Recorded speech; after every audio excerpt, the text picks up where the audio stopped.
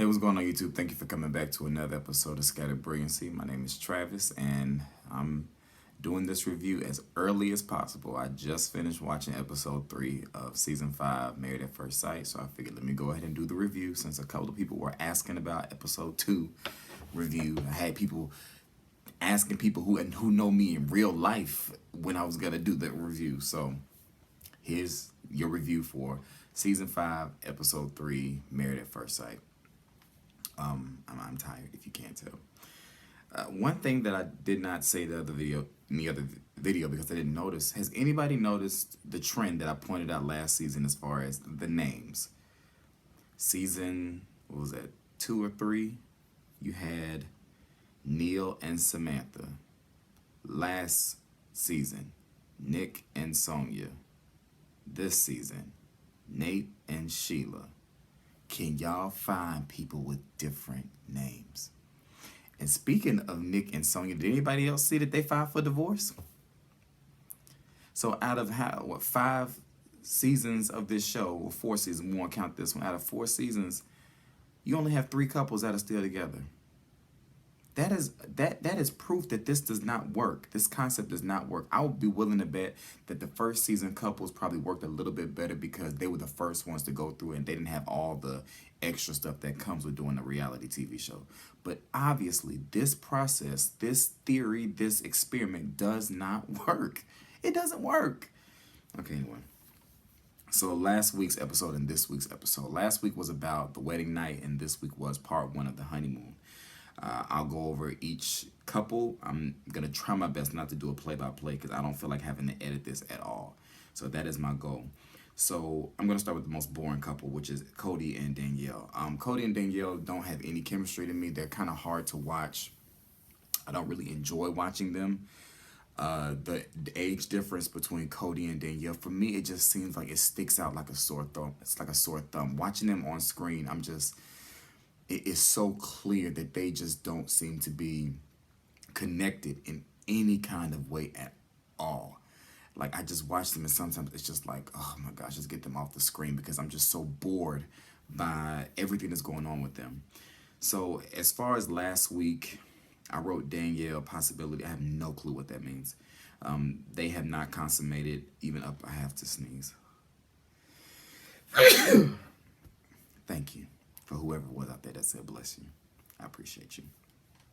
They haven't consummated even up until this episode. They ended up going to St. Thomas for their honeymoon. And not, like I said, not much happened with them. They're boring to watch.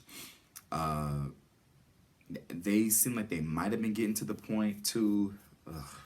allergies suck. They seem like they might have been getting to the point of having sex, but I doubt it's going to happen because... he was like, I'm gonna kind of wait on her to take the lead, and she was like, I'm gonna kind of wait on him to take the lead. At that point, when they did get in the ocean, anytime you get wet and close to somebody, it makes your hormones go all crazy. So I was thinking maybe they might end up doing it, but they didn't. So one thing important that he did say was that he's never been in love, and that concerns her, and that concerns me. Like, why would you sign up for an experiment that you're going to meet somebody who most people are typically in love with before they even say I do, and you never even had the experience of being in love? That makes no sense to me. That makes no sense to me. But I think I said it in my last video, I don't expect them to make it at all. I don't. Let's move on to Ashley and Anthony. Ashley and Anthony, I think, are my favorite couple this season. I enjoy watching both of them. Their chemistry is clearly there.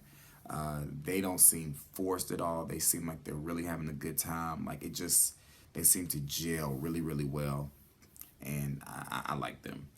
So last week, he ended up giving her the night of the wedding. He ended up giving her a flashlight with an A on that necklace. And he kind of gave her that whole spiel about the dream that he had and what that meant. So it was a kind of a weird moment. But yeah, they did not consummate last week, but I'm almost certain they consummated this week, the way the episode ended. And they have gone to the Bahamas for their honeymoon. Some major stuff that happened with them is Ashley is really, really close to her sister, like really, really close. Like, they talk about everything. They seem to have talked every day. They hang out all the time. And so Anthony is feeling a little uncomfortable about this because, the Bible says you leave and cleave. So, you leave your mother and your father for your spouse or whatever. So it's essentially the same thing. Ashley's going to have to realize, and her sister, whatever her name is going to have to realize that Ashley is now married. So now she has to let all that go. Like, she can't do the same thing she used to do with her sister. They can still have a relationship, but she has to understand that the relationship is not going to be the same way it was before she got married. And her dad said that last week when they were having brunch or something. Because last week, I think all three couples ended up meeting up with the families the day after the wedding, which I think is different. I don't think they did that last season. So during that talk is when we kind of found out how Ashley and her sister's relationship was. They talked about kids. Ashley is really gung-ho about having kids. And I could have sworn Anthony was ready to start a family as well. But from the previews and the clips, it's making it seem like he's kind of reneging on that a little bit.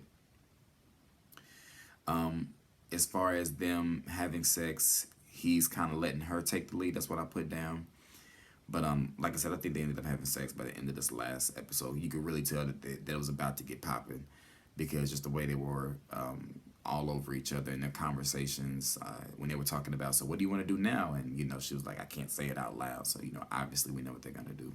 And y'all know me, when I start watching people on TV, I start to pick up on things that people do.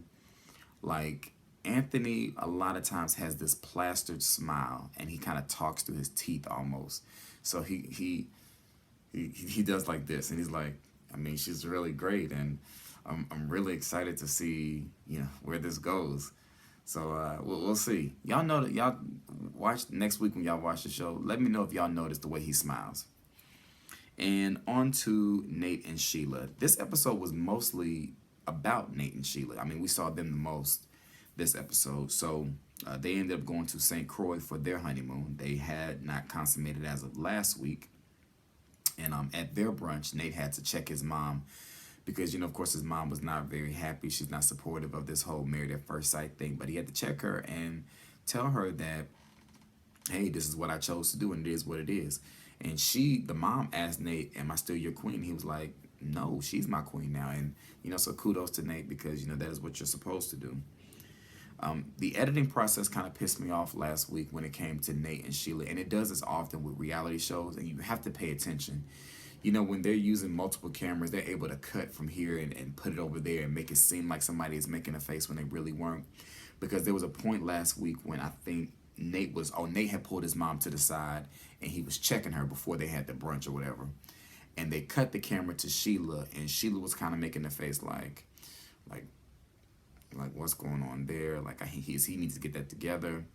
But Nate was behind her in the clip. So if you go back and watch episode 2, that moment when Nate is checking his mom and they cut the camera to Sheila to kind of make it seem like she was watching him check her, Nate was standing behind her at the bar. I noticed that kind of stuff, and that kind of stuff pisses me off when it comes to reality TV shows. Moving on. So on this episode, what happened with them?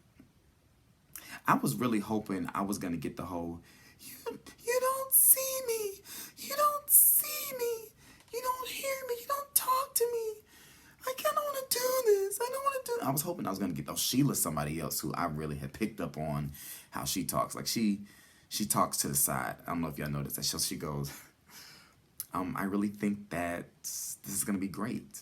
And Nate seems like he's a really great guy, and I'm really hopeful. Like, anybody else notice how she kind of talks to the side?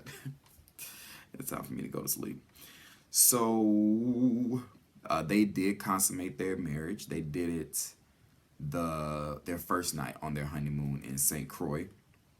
And it seemed like the day afterwards, things changed for Sheila. I guess she had realized that she had given up that box, and, you can't never take it back. Once you've thrown that box out there, you can't never get that back. And she made it a point to let us know that she still has not had an orgasm. So, Nate needs to get to work. And, and during the episode, they had to talk about the brother. Listen, this show has me feeling like Sheila. Truly. Married at First Sight has me feeling like Sheila. It builds me up. It builds me up. It builds me up. It builds me up. And right when it's about to... nothing. Nothing at all. They build us up on this show for these big moments. And the moments are nothing. Like last season with the charter bus. Like we just thought that was going to be like a major moment. Nothing happened. This season with the two fathers at the reception, we really thought, oh, it's about to be nothing. The whole talk about, oh, he got to live with his brother. Oh, wait till Sheila find out about that. Nothing. I want them to stop treating us like Sheila. Stop treating us like Sheila. Let us get off. You know, let us get something. You know, anybody else feel like that? Let me know down in the comments if you feel like that. Ooh, sleep.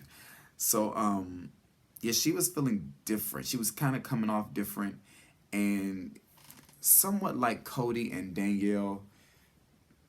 Not that their age difference is so noticeable, but Nate and Sheila, you can definitely tell that there's some kind of difference. And I don't even want to say that it's maturity. I think when she said it's more so an energy level, an energy deficiency, I think it's more on that level. Nate is very like go, go, go and all over the place, and Sheila is kind of calm. But Nate has those moments too, and I thought it was hilarious when they got on I'm about to say the steamboat, on the jet ski, and Sheila was like, yeah, you know, I want to take it easy, you know, and take in the scenery, and Nate was like, Sheila's hair went up like this. Sheila was holding all the dear life on the back of that jet ski. Oh, she was so pissed at him. Oh, she was so mad. So that was the issue she had with his energy. She doesn't believe in forced communication. They kind of had like a little issue during that day, but they ended up working it out that night. I thought that we were about to build up to the, you don't see me, I don't want to do this, I don't want to. I thought we were building up to that moment, and of course we weren't. So, you know, maybe we'll see that next week, but I'm not going to hold my breath anymore with this show. So that's pretty much everything in a nutshell as far as all three couples and everything that's happened. Yeah, I did pretty good, and I don't have to edit anything. All right, so that is my review for season 5, episodes 2 and 3 of Married at First Sight. Enjoy the fact that you got it as soon as you could, and make sure you remember to like, rate, comment, and subscribe. If you have any questions, send them to scatterbrilliancy@yahoo.com, and I'll be talking to y'all later. Peace.